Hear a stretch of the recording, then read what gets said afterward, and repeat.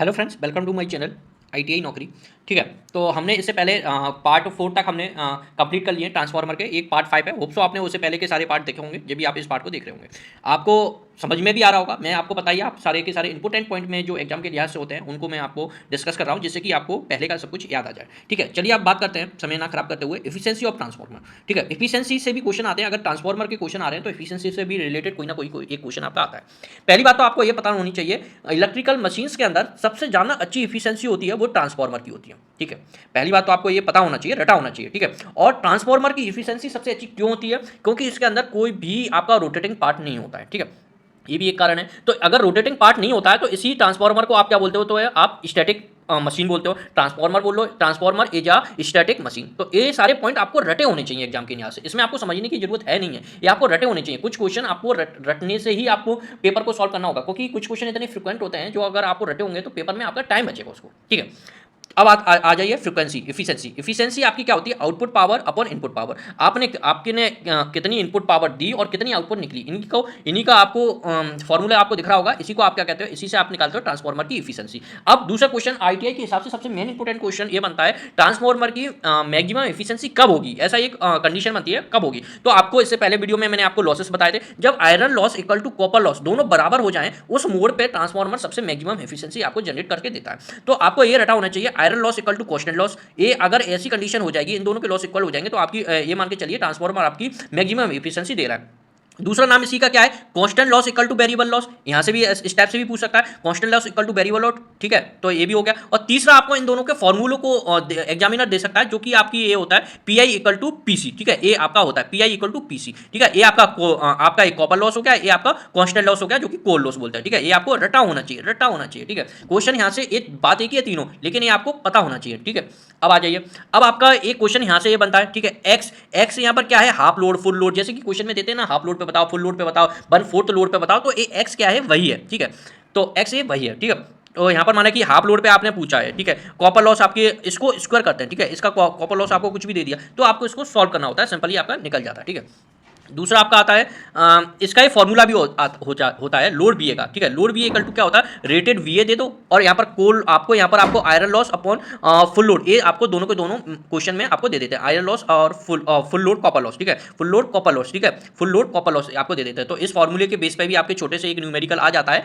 जो कि आपको पता होना चाहिए। ये फॉर्मूला आपको पता होगा तो आप डायरेक्टली इस न्यूमेरिकल को तुरंत आप कर दोगे। ये मैक्सिमम एफिशिएंसी की कंडीशन होती है। ठीक है, यही आपकी मैक्सिमम एफिशिएंसी की कंडीशन होती है। तो और ये तो आपसे नहीं पूछा जाएगा, ये जबकि मैंने लास्ट वीडियो में फ्री में मैंने बता दिया था, हिस्टेरिस लॉस और एडी करंट लॉस के बारे में बता दिया जाए। ठीक है, आपका एडी करंट लॉस क्या होता है? आपका फ्रीक्वेंसी के स्क्वायर के डायरेक्टली प्रोपोर्शनल आपका डिपेंड करता है, और आपका जो हिस्टेरिस लॉस होता है वो फ्रीक्वेंसी के डायरेक्ट प्रोपोर्शनल करता है। ये जो पॉइंट जो है इंपोर्टेंट पॉइंट, ये है आपका, एक जे है और एक जे है, जो कि मैंने लास्ट वीडियो में आपको बहुत अच्छे से इसको डिस्क्राइब कर दिया था। ठीक है, चलिए अब नेक्स्ट पॉइंट पे आप चलते हैं। ठीक है, तो यहाँ से आपको होप्स हो ये समझ में आ गया होगा। ठीक है, ये रेशियो वगैरह है, ये आपके काम के नहीं है, आपके क्वेश्चन इतने ज़्यादा इससे नहीं पूछा जाता है, ये आपके जे लेवल के अकॉर्डिंग आपको पूछा जाता है, इसलिए मैंने इस बात को छोड़ दिया अभी आपको। ठीक है, तो यहाँ से और दूसरा क्वेश्चन है, यहाँ से अगर ट्रांसफार्मर से पूछा जाता है तो टेस्ट के बारे में जरूर पूछा जाता है, ओपन सर्किट टेस्ट। सबसे पहले अपन डिस्कस करेंगे open circuit test. Open circuit test से अपन फाइंड क्या करते हैं? सबसे पहले इंपोर्टेंट क्वेश्चन ये आता है अपन ओपन सर्किट टेस्ट से अपन फाइंड करते हैं कोल लॉस। ठीक है, कोल लॉस, ओपन सर्किट से आप क्या फाइंड करते हो? कोल लॉस। कोल लॉस कैसे लॉस होते हैं आपके? कांस्टेंट लॉस होते हैं, मैंने अभी आपको बताया था कैसे होते हैं कांस्टेंट लॉस। कोल लॉस किन किन लॉसों से बने होते हैं? आपके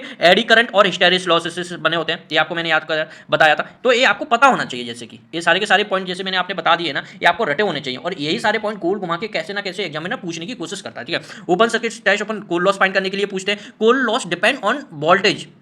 ठीक है, कोल लॉस आपके काय पे डिपेंड करते हैं? सप्लाई वोल्टेज पे, जो मैंने आपको बता दिया, सप्लाई टाइप के वोल्टेज पे आपके डिपेंड करते हैं। So this test is perform on rated voltage, rated voltage पे आप इसको परफॉर्म करते हैं। ये क्वेश्चन भी आपका पूछ लिया जाता है। आपका ओपन सर्किट टेस्ट पर क्या फाइंड करते हैं? कोल लॉस, और कोल लॉस आपका रेटेड सप्लाई वोल्टेज पे आपका इस पे करते हैं। ठीक है, और ये अपन कौन सी साइड में देते हैं? आपकी this test is perform on low voltage side, low voltage side पे आप इसको परफॉर्म करते हैं, और हाई करंट साइड, बात एक ही है, लो वोल्टेज साइड बोल लो या हाई करंट साइड बोल लो, दोनों की दोनों बात एक ही है। ये आपको समझ में आ गया होगा। तो इसको आपको क्या क्या बात याद रखनी है? ओपन सर्किट टेस्ट अपन कोल लॉस फाइंड करने को करते हैं। कोल लॉस आप काय पे करते हो? रेटेड सप्लाई वोल्टेज पे करते हो, और इसको कहां करते हैं? आपकी लो वोल्टेज साइड करते हैं या हाई करंट साइड। ठीक है, ये दोनों ही बात एक ही है, लो वोल्टेज साइड को ही हाई करंट साइड बोलते हैं। ठीक है, ये करते हैं। Ammeter, voltmeter, wattmeter connected on low voltage side to find shunt branch parameter. वैसे ये क्वेश्चन जो शंट ब्रांच पैरामीटर है ये क्वेश्चन बहुत बार आया है आईटीआई के हिसाब से, ठीक है। जो पेपर थोड़ा सा अच्छा सा बनेगा ना उस वाले एग्जाम में ये वाला पॉइंट आपका पूछा जाता है। जो कोर लॉस होती है उससे अपन क्या फाइंड आउट करने के लिए कोशिश करते हैं, इससे अपन क्या फाइंड करते हैं, शंट ब्रांच पैरामीटर इससे फाइंड करते हैं। कौन से, शंट ब्रांच पैरामीटर, ठीक है।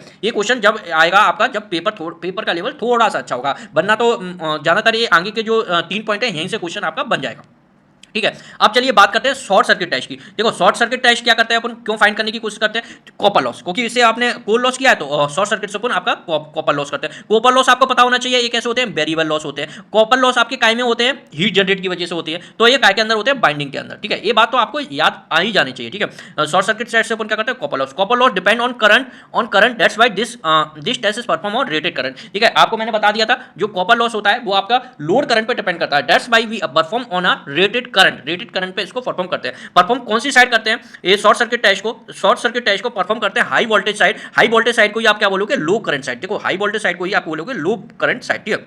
तो ये चीजें आपको याद होनी चाहिए, ठीक है, पेपर के लिहाज से। और जो अपन करते हैं इसको रेटेड करंट पे, तो इसको up to 5% of rated current को पहले कम कर देते हैं जिससे कि कोई प्रॉब्लम ना आए इक्विपमेंट फेलियर में, ठीक है। Up to 5% of rated voltage को अपन कम करके इसको करते हैं, ठीक है।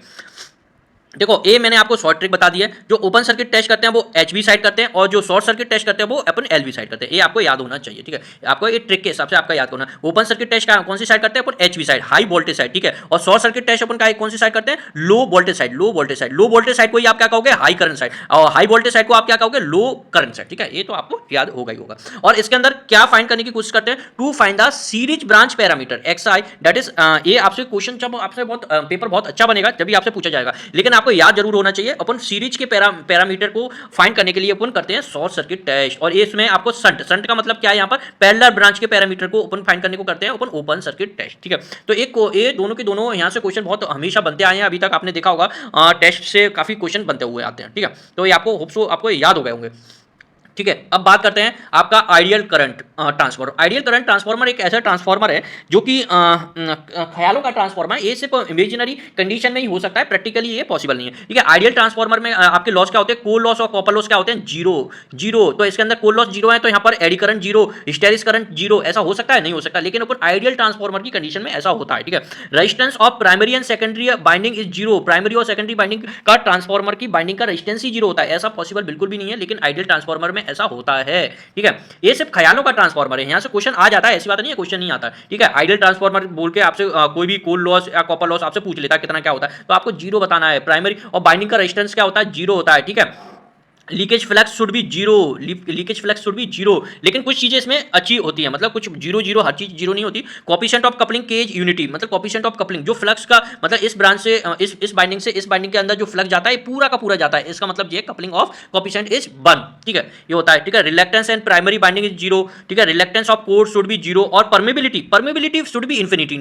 बस आपसे को याद रखना है परमेबिलिटी क्या होती है, आपकी इन्फिनिटी होती है, बाकी की सबको सब अगर आप तुक्का भी लगाना चाहो तो आप जीरो पे लगा आना, अगर कंडीशन अगर आपकी आइडियल ट्रांसफार्मर की आए तो, ठीक है। ये आपको करके आना है, ठीक है। होप सो आपके लिए आपको मेरे वीडियो पसंद आ रहे हो। अगर आपको मेरे वीडियो पसंद आ रहे हैं तो प्लीज लाइक करें, सब्सक्राइब करें, और कमेंट भी कर सकते हैं आप मेरे को, अगर जो भी मेरे को आप सजेशन दे सकते हैं जिससे कि मैं और बेहतर कर सकूं, ठीक है, अपनी वीडियो के अंदर। तो आज के लिए इतना ही रखते हैं इस वीडियो के अंदर, और इससे नेक्स्ट पार्ट में हम इसको और भी कंटिन्यू करेंगे। तो थैंक यू वेरी मच, आपका साथ बने रहा है मेरे साथ।